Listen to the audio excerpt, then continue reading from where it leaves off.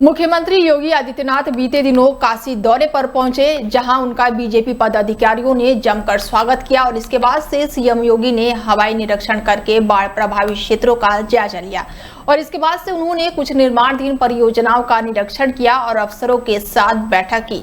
CM शाम को श्री काशी विश्वनाथ और बाबा काल भैरव के दर्शन किए और सावन में कांवड़िया श्री भक्तों के लिए की गई तैयारियों का जायजा लिया।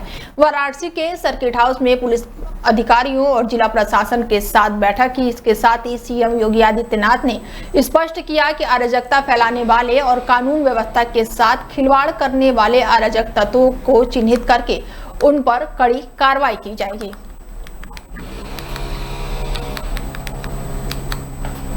यूपी के प्रयागराज में तूफानी बारिश में संगम में 200 नावें डूब गई हैं और तेज बारिश तूफानी हवाओं से नावें डूब गई हैं। तेज बारिश तूफानी हवाओं से कई नावें लापता हो गई हैं। मूसलाधार बारिश तूफानी हवाओं ने पूरी तरह से तबाही मचाई हुई है। गंगा और यमुना में उठी तेज लहरों से नावें डूब गई हैं और बह गई हैं। नाविकों का दावा है कि 25 साल में ऐसा तूफान पहली बार देखा गया है और संगम नैनी दारागंज क्षेत्र में सबसे ज्यादा नुकसान पहुंचने की खबर सामने आ रही है। प्रशासन नुकसान का आकलन कर रहे हैं और राहत की मांग तेज हो गई है। मौसम विभाग ने 24 घंटे और बारिश का अलर्ट जारी किया है।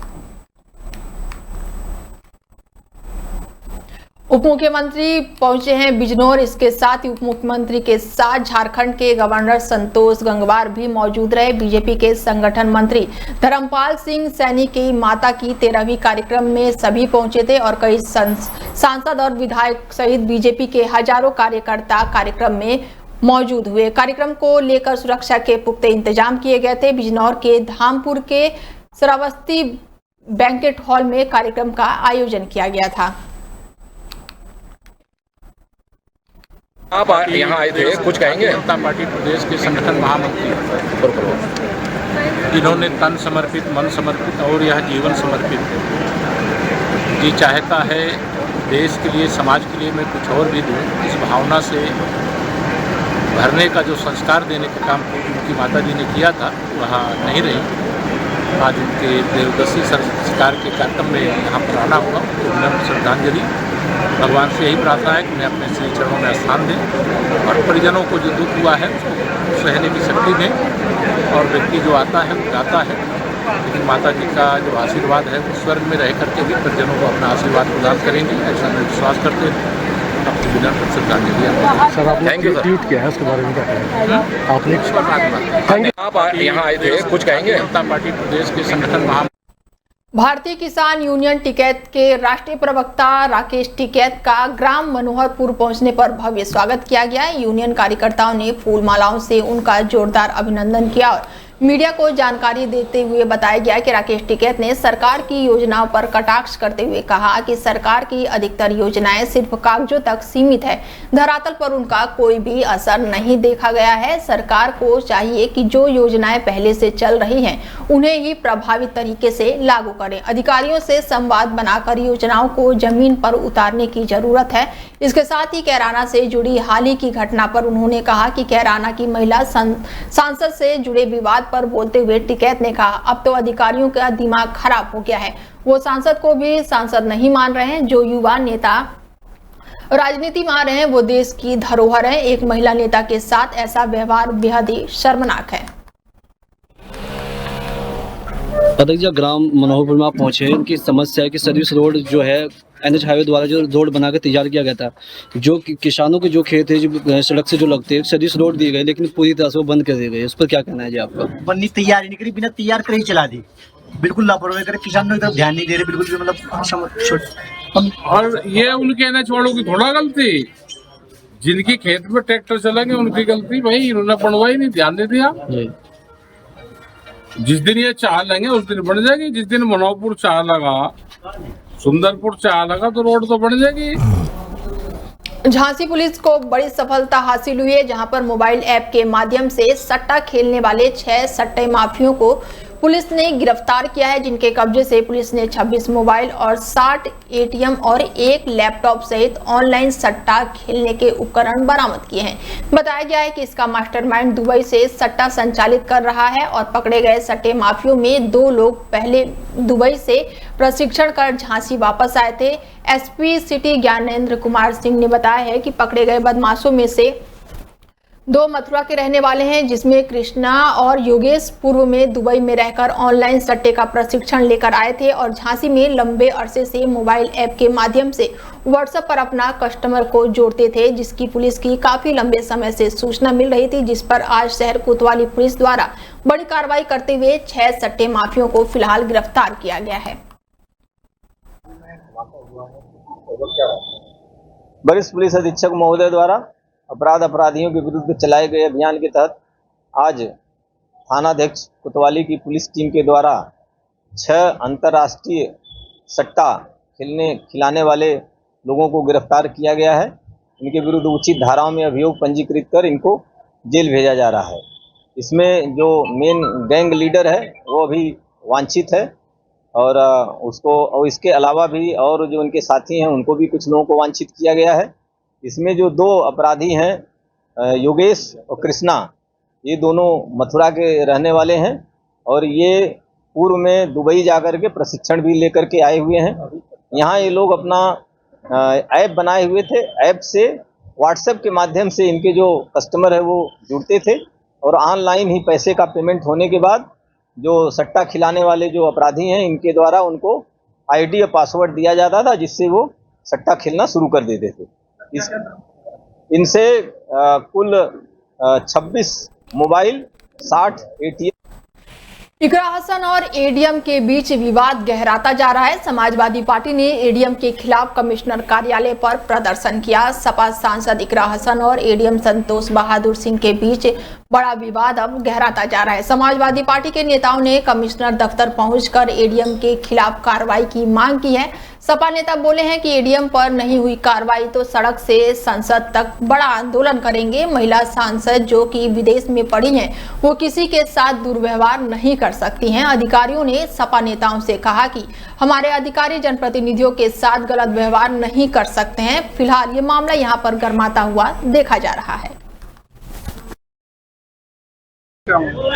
आज हम तमाम जिले के सभी सम्मानित पदाधिकारी समाजवादी के लोग यहाँ कमिश्नर कार्यालय पर पहुंचने का काम हुआ। अभी एक विगत घटना आप लोगों के सामने भी आई है और हम सबको पता है कि एडीएम द्वारा जो अभद्र व्यवहार हमारी लोकप्रिय सांसद हमारी बहन इकरा चौधरी के साथ किया वो बहुत निंदनीय है। हम सब समाजवादी लोग उसकी घोर निंदा करते हैं। जब एक सांसद के साथ ही ऐसा व्यवहार किया जा रहा है तो आम जनता के साथ कैसा व्यवहार होगा। अगर कार्रवाई नहीं हुई तो अगला कदम हमारा ये होगा, जो हमारे प्रदेश अध्यक्ष है, जो हमारे राष्ट्रीय अध्यक्ष है पार्टी के और जिला अध्यक्ष हैं, इनके नेतृत्व में जो दिशा निर्देश होगा, चाहे हमें आंदोलन करना पड़े, चाहे हमें धरना प्रदर्शन करना पड़े, हम करेंगे। हो गया जी अध्यक्ष जी, इकरा हसन के साथ में सांसद हैं कैराना की, उनके साथ में अभद्र व्यवहार के आरोप लगाए गए समाजवादी पार्टी द्वारा उनके द्वारा। 1 तारीख की ये घटना है, 15 तारीख को क्यों लगा? देखिए, आपकी जानकारी में छोटे पंचायत सीमा प्रवीण जी है और वहाँ के जो ईओ हैं वो विकास कार्य में बाधित हो रहे हैं और आपकी चेयरमैन जो है वो बारी से अधिकारी से मिलने का काम करती रही, लेकिन वो थक गई और चूर हो गई इस बात के लिए। तब उन्हें सांसद महोदय का सहारा पकड़ा और सारा प्रकरण जो है आपका छोटमरपुर नगर पंचायत का उनसे अवगत कराने का काम किया। उसी बात को लेकर के सांसद महोदया जी ने कहा कि चलिए अधिकारी से बात करते हैं और उसका समस्या का समाधान कराया जाएगा। उस संबंध में एडीएम को 3 बार फोन किया, 3 बार रिसीव नहीं किया है और दफ्तर में भी कहा, उन्हें फोन करके कहा होगा कि जो शिकायत है वो लिख करके दे दीजिए। क्योंकि सांसद महोदया जनप्रतिनिधि महिला है, वो कोई शिकायत नहीं करती है। आप जानते हैं उनकी शैली को कि उनकी शैली क्या है, उनकी भाषा क्या है। आप उत्तर प्रदेश देश जानता है, क्या पार्लियामेंट में उनकी भाषा को सराहना की जाती है। कांवड़ यात्रा करने वाले शिव के भक्त तो आपने बहुत देखे होंगे, लेकिन इस भक्तों में एक ऐसा भी भोले का भक्त है जो खुद पैर से दिव्यांग है, लेकिन फिर भी पैदल कांवड़ यात्रा कर समाज को एक बड़ी मिसाल दे रहा है। ये शिव का अनोखा भक्त पहलगाम में आतंकियों द्वारा बर्बरता ढाए जाने वाले नाम पर मरे हुए कुछ बेगुनाहों के शहीदों के लिए कांवड़ यात्रा कर रहा है। ये कांवड़िया मुकेश ठाकुर बताते हैं कि एक बार वो वैष्णो देवी गए थे तो उनके मन में आया कि जब वो मां वैष्णो देवी की पैदल यात्रा कर सकते हैं तो फिर कांवड़ यात्रा क्यों नहीं कर सकते। बस उसी से प्रेरणा लेकर मुकेश ठाकुर हरिद्वार से शहादरा तक अपनी पैदल यात्रा कर रहे हैं। मुकेश ठाकुर ने अपने पैर खोने की घटना बताते हुए कहा है कि एक बार वो ऑटो से सफर कर रहे थे और ऑटो में ज्यादा सवारी होने के कारण मुकेश का ऑटो से बाहर निकला हुआ पैर था, जिसके बाद से ऑटो ने उसमें टक्कर मार दी, जिसके बाद से मुकेश के अपना पांव गंवाना पड़ा।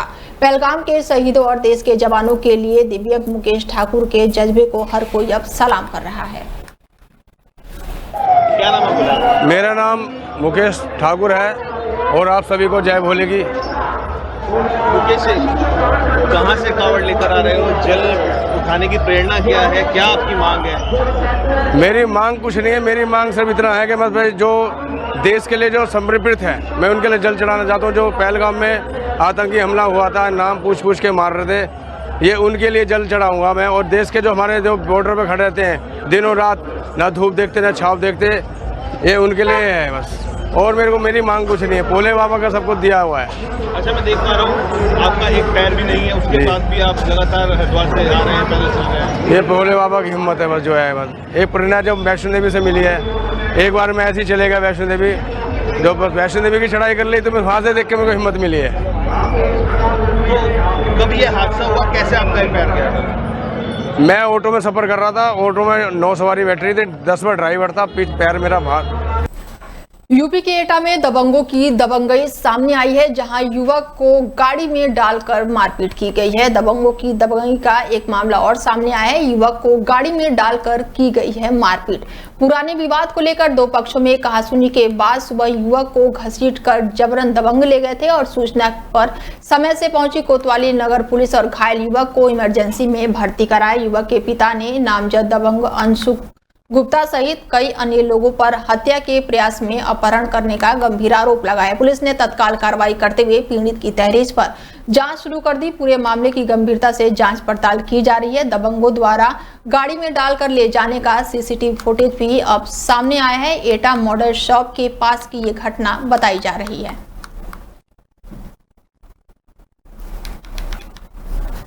मैनपुरी में स्कूलों के विलय को लेकर सपा सांसद डिंपल यादव ने जिलाधिकारी को पत्र लिखा है। सरकार ने 50 से कम छात्र संख्या वाले विद्यालयों को मर्ज करने का आदेश दिया है और इस आदेश के तहत 943 विद्यालयों को चिन्हित किया गया है और इसमें से 341 विद्यालय को अन्य स्कूलों में विलय कराने का आदेश जारी हो चुका है। डिंपल यादव ने अपने पत्र में कहा है कि इस फैसले से हजारों बच्चे और उनके परिवार आर्थिक और मानसिक रूप से प्रभावित होंगे। उन्होंने डीएम से 7 महत्वपूर्ण जानकारियां मांगी हैं। इसमें से प्रभावित विद्यालयों का आय स्तरण आधार पर वर्गीकरण, जातीय वर्गीकरण, प्रभावित बच्चों के ग्रामवार और ब्लॉकवार सूची शामिल है। इसके साथ ही वैकल्पिक परिवहन व्यवस्था और अभिभावकों की सहमति, आपत्ति के दस्तावेज, मर्ज किए गए स्कूलों के कर्मचारियों की नई नियुक्ति की जानकारी और ब्लॉक संसाधन केंद्रों पर तैनात चतुर्थ श्रेणी कर्मचारियों की सूची भी उन्होंने मांगी है।